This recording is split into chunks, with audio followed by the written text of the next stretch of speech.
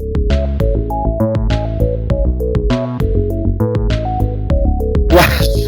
yeah. It's a whole new episode of the Crypto Radar podcast. And I'm Soul Paul, as I always have been.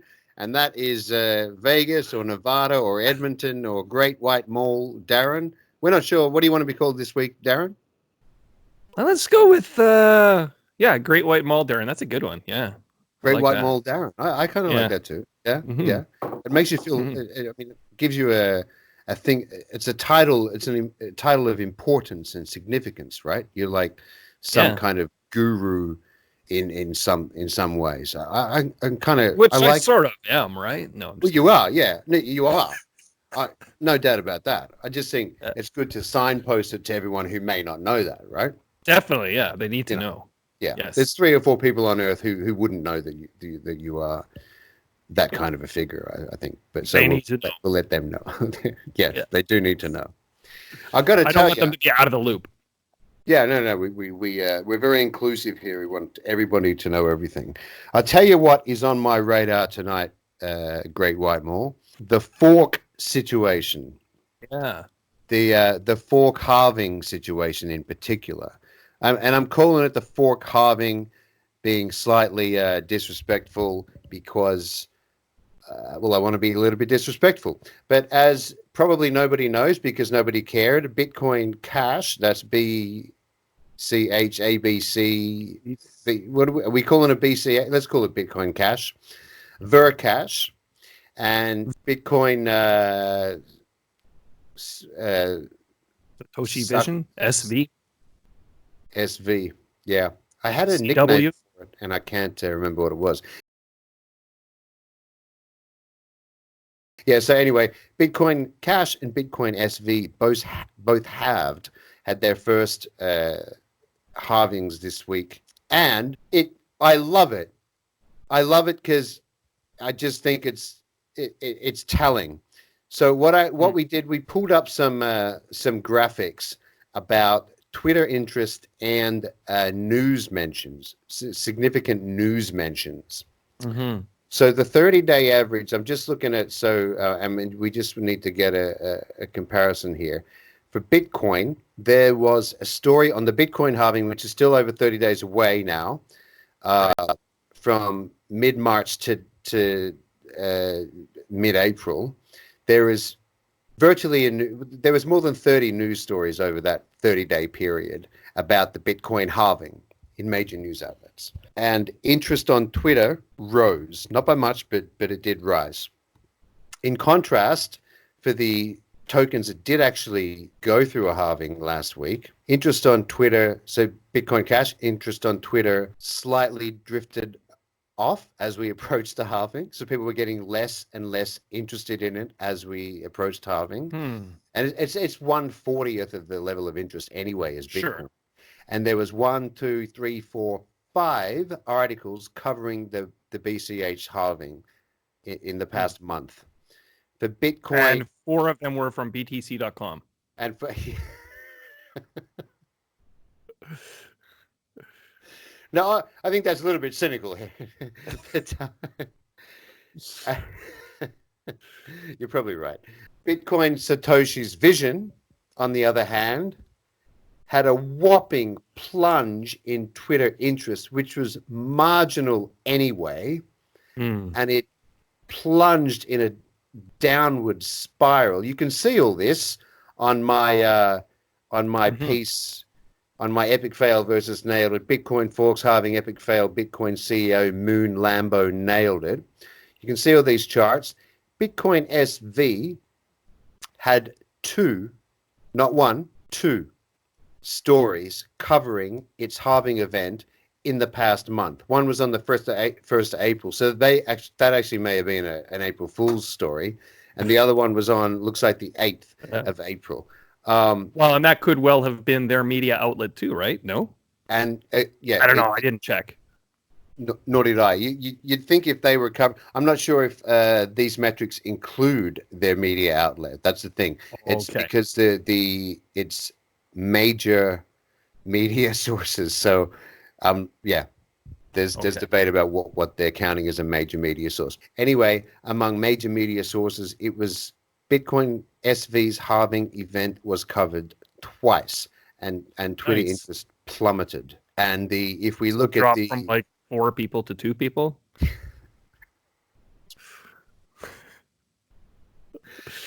It was even more dramatic than that, right? So 4 people to 2 to 1 to Kelvin Ayer. Yeah. Oh man. Yeah, it's crazy. And so none of that's changed. The sentiment and the Twitter volume over the last 30 days, Bitcoin versus Bitcoin Cash versus Bitcoin SV was insane. And bearing in mind, of course, we went through the halvings of the latter two, with still 30 days away from the halving of Bitcoin. And Bitcoin halving has been being discussed for, a year now, right? So there was basically, it was almost as if nobody noticed, and almost as if nobody noticed because nobody cared. Looks like the miners noticed and how they basically jumped ship. You were writing about that in the column. There was, yeah. That's right. I'm just trying to find that here, the capitulation of. That's right. Block 360,000 was when the reward was halved. This is for BCH.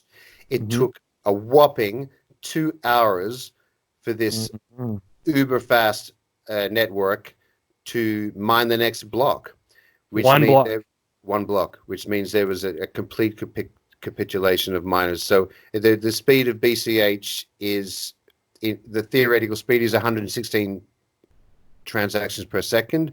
It fell to a little bit over 1 transaction per second. So yeah, 2 hours for a single block to be mined immediately after the halving. Right. Well, and if you look at the hash rate, it's still low. I'm sure it's faster than it was there when it stalled. I suppose you shouldn't be surprised that it stalled. I think that Bitcoin Cash, and doesn't it have a block adjustment after every single block, though, unlike Bitcoin? Whereas Bitcoin usually takes, I forget the exact number, but it's about 2 weeks worth of blocks. 2 weeks. Well, it could be longer, of course, if things slow down a lot. But doesn't Bitcoin Cash have it where it adjusts after every single block? Didn't they do that way back when because it was a big crisis when they first forked? So I'm not sure the answer to that. But that's a whopping fall. Oh yeah. If that adjustment, even if it was 2 weeks later, that would be a alarming adjustment, right? Well, the scary thing, if it was a 2-week thing that it did that many blocks, is you could have basically the whole blockchain would just die because everybody stops mining it, right? That would be the threat. Yeah. So there was some reporting that there was an expectation that a number of miners would actually stop mining BCH and return to mining BTC because it still paid. At least over the next month, there would be these two forky things. I mean, I don't know why they're around, to be honest. But the two forks would suffer at least over this next month while Bitcoin block rewards remained at 12.5. Well, and of course, the danger then is, with their hash rate being so low, they're extremely vulnerable to attack. Mm-hmm. Right? Because I think it costs a Bitcoin to attack the BCH net, to 51% attack the BCH network. 1 Bitcoin. Right. Which is peanuts for these guys. Right. I don't know why anyone hasn't done it, actually. I'm a little surprised, honestly. I mean, obviously, people who have a vested interest in it are mining at a loss. They're not making money on it. Right? I suppose, maybe in a month's time, they'll recoup those losses if prices recover. That's possible. Right? So I guess they could think of it as an investment, but a lot of these miners, they're running on very tight margins. They don't have, the ability to necessarily run at a loss for terribly long. Nobody will mine it if it's unprofitable, right? Well, it's unprofitable right now, though. There are miners mining it to keep it alive. They're not making money on it. Oh, okay. Yeah. So it's people that are basically, it's their goal to keep it going and not to make money right now. It's an altruistic kind of mining efforts. I wouldn't necessarily go that far. I think They want to keep it alive as a competitor, right? And I mean, chances are, because of the fact that it adjusts after every single block, it'll be fine within a few days. But the hash rate is going to be lower for a while. And that's the problem with something like Bitcoin Cash or Bitcoin SV, is that the profitability for miners is so tiny. It's hard to incentivize people to secure the network. It's so low, though, compared to, say, Bitcoin, which operates on the same algorithms, right, with SHA-256, that someone who has the capacity could easily overtake the Bitcoin Cash network because of the fact that their hash rate is so terribly low. Because they're running on the same algorithms. Right. I was going to use. I just mined a couple of blocks on my Huawei, actually. Wow. And I thought, this is cool, man. Yeah. Cost me 75 cents in electricity, and Did you actually? Are you telling me the truth right now? That you what kind of no. coin was this? It was not Bitcoin Cash. No, okay. I thought you meant it was some dinky little coin of some sort that was on a Huawei phone. I don't know. I thought that there was some new phone coming out from HTC that mined Monero, I think. Is that right? So, yeah. Anyway, little off topic. I tried a little bit of PC or laptop mining, and I lasted a minute before I realized this thing it will explode. And I believe that was Monero, but it was. I mean, okay. You can't do that stuff anyway. Okay. So, way back in the day, I mined Raven coin on my computer. That worked out nicely because it was worth almost nothing when I mined it. So I made some money from it. It wasn't like a huge amount of money, a few $100. So does this? Do you think this speaks to a potential existential threat for the forkers? I think it does, because, and it comes back to, it sounds like maybe I'm being a Bitcoin maximalist. I often call myself a Bitcoin mostlyist because I think there's plenty of room for alternatives to Bitcoin, but I don't think imitators are ultimately going to have success. Yeah. And ultimately, that's what they are, right? They're forks of Bitcoin, trying to iterate on it in one way or another that they are arguing is better, but clearly it's not, right? The problem being that they're operating on the same algorithm, and therefore they can be usurped at any time by the dominant network. And Bitcoin is by far the dominant network. You know, if you look at the hash rates of Bitcoin SV and Bitcoin Cash on a chart, you can see that huge drop that fell, and you can put them up on there on like a 3-month span, and you can see, oh, okay, they both fell together basically. Click on Bitcoin and put that on there, and all of a sudden you've got a line up here for Bitcoin's hash rate, and Bitcoin Cash is like down here because it's virtually nothing. It's a tiny, tiny amount of hash rate in comparison. So it's not secure. It's not secure, right? And so if you're talking about having a trustless, permissionless, decentralized, distributed ledger, it's not. It's not secure. Okay. It is centralized. Okay. You've got some miners operating it right now that it's in their best interest to keep it alive. Outside of them, nobody else is mining it. That's not decentralized, right? No. And so therefore it's not really permissionless. You're having to go through that channel in order to make your transactions. Should I segue to the talk about transactions? Yeah. What was on your radar today, Darren? Well, it was related to what you were talking about Bitcoin Cash and Bitcoin SV, and I wanted to talk about what a coincidence, right? Transactions. How this I know, right? It's crazy. Transactions and confirmations and stuff. And I think, it's kind of a narrative that Bitcoin Cash has always gone with, is that, well, our transactions are faster, right? Mm-hmm. Mm-hmm. And it's true. The transaction itself is faster, okay? But the confirmation is not, okay? Let me illustrate this to you. Will you reenact something with me now? Dramatize. You're an actor, aren't you? I am. Let's do it. All right. So I got my phone here. I've got my Bitcoin Cash wallet. Okay. My address, so I won't read that out to you. Everybody. So bleep bloop bleep bloop. Sent you $10 there. Do you see the transaction? Nice. Got it. So hey, there you go. You got my $10. Man, it was lightning. Yeah. Pretty good, right? Awesome. Okay. I'd spit. So it's not. It's kind of grayed out. I couldn't. Oh, I wouldn't be able to spend this anywhere. you just trust me. You'll get the $10. Trust me. Just a second though. I gotta make a few What do adjustments you here. mean? It's here, but Yeah. it's in a It's weird. This, It's in like a pending state. oh, yeah, that's okay. No worries, man. The zero confirmation is needed. You've got my $10. No problem. I'm just gonna go about some adjustments here. Yeah. Okay. So, yeah, all you got to do is trust me. You'll get your money eventually. It's not a problem, right? You trust me, don't you? Yeah, but aren't we? Isn't this meant to be permissionless and trustless so that I don't need to trust you?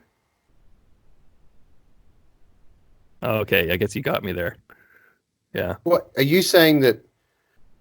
Are you saying that a Bitcoin Cash transaction isn't trustless? Well, it Because can of be the structure eventually. of It can be eventually. what do you mean eventually? Long after a Bitcoin transaction is Eventually. confirmed. So what's eventually mean in this particular instance? Well, How long funny am I you say waiting? that. Yeah. So here's thanks for dramatizing with me there. That was pretty weak, but that's okay. Really, what we're talking about here is the difference between transactions and confirmations, right? Like if I just broadcast to the network, hey, I'm sending you some money, that's a transaction, right? And that'll show up pretty quick, right? But it hasn't been confirmed by anybody, right? So it shows that you've received that money, but that doesn't really mean much because I can't really trust that, right? So you're basically in a position where you're having to trust the sender. If you just walk away at that point, that sender could, because of the low hash rate and because of the lack of trust of the network, that sender could, if they knew what they were doing, go back, change that transaction, and either keep the money for themselves or send it elsewhere, which is called double spending. Okay. And because of that, all of these different currencies have different amounts of times that are needed for them to be confirmed before you can trust that it's probably going to be pretty tough for the person to do that, right? Now with Bitcoin, if you look at, say, for example, big exchanges like Kraken or Coinbase or whatever, they usually only need between 2 to 6 confirmations of a Bitcoin transaction before they will trust it. So say for example, I sent $100,000 to Kraken in Bitcoin. Okay. If I do that, Kraken will say, okay, you'll see that you've sent the money. It'll be grayed out, like you said. Yeah. And then you'll have to wait 6 confirmations. So one confirmation is about a 10-minute process, right? Where the block is checked. Okay. And then they'll check again and they'll check again. The reason is the further along you get, the harder it is for someone else to get a chain that's longer that's going to overwrite that history, right? Right. And there's a point where it becomes prohibitively expensive to do that, right? And with Bitcoin, that happens quite quickly. It happens within a couple of confirmations before it becomes too expensive to bother. So Kraken, for example, has said, okay, you need 6 confirmations of Bitcoin before we trust that we have the Bitcoin. At that point, you can then sell that Bitcoin on their exchange. Guess how many confirmations you need for Bitcoin Cash for the same process? I'm thinking it's going to be more than the number of news stories covering their halving last week. For Kraken Exchange, you need 15 confirmations. Okay. 15. So that's going to take about 150 minutes. Normally, that's if the blocks are actually getting mined on a 10-minute interval. Now, how long did you say that one block took the other day? 2 hours. Right. You got to do that 15 times. 15 times 2 hours. So it's a day and a bit. The block, it is adjusting every block. So that, to be fair, it is. Yeah. Okay. But still, you're talking multiple hours before you're going to be able to trust that your Bitcoin Cash has successfully been sent to the exchange, and before the exchange is going to let you get money for it, because they don't want to be stuck with someone's double spent Bitcoin Cash and they end up with nothing. Okay? So the forker argument, larger block sizes, blah blah blah, things will be faster, you can move stuff around faster, has fallen apart. That argument falls apart. They've focused on transactions because that's what people look at and go, ooh, look how fast the transaction speed is. But that's not what matters the most in a trustless environment. Okay, now just to illustrate this further. Okay, now I couldn't look up Bitcoin SV on Kraken because Kraken doesn't deal with Bitcoin SV. And here's another problem. Most major exchanges don't even touch Bitcoin SV. Okay, so let's just leave that aside for a minute. I was looking on the Canadian exchange. There's one called CoinSquare. On CoinSquare, they will accept your Bitcoin with 2 confirmations. So after only 2 confirmations, they're like, you got it. Your Bitcoin is good. We trust it. So that's 20 minutes. Okay. Yeah. Coin Cash, they require 40 confirmations. 40. Now, perhaps that's because they've updated the site after this recent fork, so they've made it more confirmations. I don't know. Because it is in a place now where it's more vulnerable, where you could do more blocks more easily, and you could say send to CoinSquare, I don't know, $1 million in Bitcoin Cash and double spend it, and then they'd lose that money, right? That's happened many times with many different cryptos, right? So they're saying it has to be confirmed 40 times before we trust you. So that's 400 minutes, assuming it's doing the block change every 10 minutes. Right. So you're talking a long time before you can trust it. So the question is, which one is really actually quicker? When it comes to having something that's secure and that I can trust that I've got the money, Bitcoin is way faster. Well, there you go. Arguments, end of argument, right? That's this is the end of history. This is an end of history moment. I don't know if you know the Fukuyama. For a long time, but it's worse now. It's worse for them now. Right. And actually, they require CoinSquare does trade Bitcoin SV, and they also require 40 confirmations for it. Yeah, I mean, great. You have a little gray transaction that says someone sent you something on the network. It means nothing. It's like me telling you, I'm going to give you $10, and you go, oh, okay. That's essentially what a zero confirmation transaction is. It's a pending transaction, essentially. Yeah. It's pending, and it can be reversed. That's my argument for Bitcoin over these other forks. So the forks are, they could be going into some kind of death spiral. Do you predict? Especially because they will continue to have, years from now when they do another halving, how low is their hash rate going to be then? I don't know. I mean, the problem being they can say, oh, well, it's just like the hash rate was on Bitcoin, 7 years ago. So they're trying to paint that as, oh, it's just that we're like an Bitcoin evolution thing. Yeah. But the problem is there's the Bitcoin network now, and it's huge compared to your network, and they could easily, any miners on that network, it's not just one person, this is a pool of thousands of miners, right? Any group within that could go over, mine your Bitcoin Cash, mine your Bitcoin SV, and completely usurp the network if they wanted to. So that's the problem. They're operating on the same algorithms, they're operating on the same proof of work consensus, and that's why they're vulnerable. Was there another topic on your radar? There was, and her name is Carylyne Chan, who I believe some illustrious journalist had a discussion with last week. I did. Very interesting. She's the interim CEO of CoinMarketCap. She was the chief security officer of CoinMarketCap, and Brandon Shea just recently stepped down, so she's kind of stepped into his place. Very amazing story. She was talking to me about her life, and her family history is pretty incredible. Basically, she says when she was a kid, her father threatened to kill her mother and her, and they had to flee from their home and basically set themselves up apart from him. And with that, not only did he threaten to kill them, he also threatened to remove all of their financial security, deprive them of access to all of their accounts, family trusts, and everything. So they were really in trouble. And he did follow through on the financial threats. He did cut them off from all their access to funds and so forth. So that was a major struggle in her life. But she is one, man, I tell you, there's not many people I know of who work harder, from what I can tell. She, for example, in high school, she was already doing internships with companies where she would work for tech companies. She worked for startups. She worked for, there was a whole list of them.